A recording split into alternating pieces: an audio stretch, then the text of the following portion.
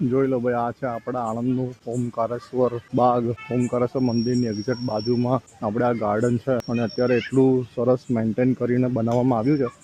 અમે છે ને પહેલાં ઉનાળામાં આઈ થિંક 3-4 વર્ષ પહેલાં હું આવતો હતો હું મારા ફ્રેન્ડ્સની સાથે, ત્યારે આવું લાઇટિંગવાળું આવું છે ને એન્ટ્રી કે એવું કશું હતું નહીં. નોર્મલ આમ બાગ જ હતો.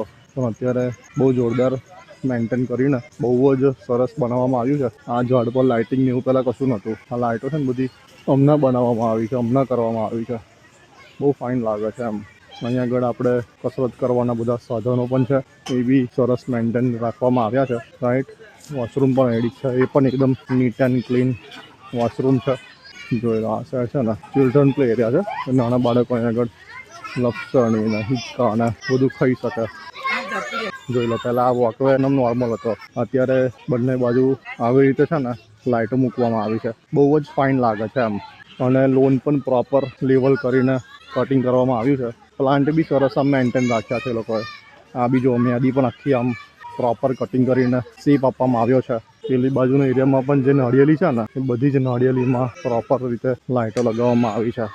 જો તમને બતાવું, બંને બાજુ આ રીતનું જે લાઇટ મૂકી છે ને, એક તો ડિઝાઇન બી સારી લાગે, પ્લસ ચાલવાની પણ મજા આવે અને અંધારામાં અજવાળું પણ આવે. જોઈ લો, આ નાળિયેરીમાં બધી જ નાળિયેરીમાં આમ સરસ લાઇટિંગ કરવામાં આવ્યું છે.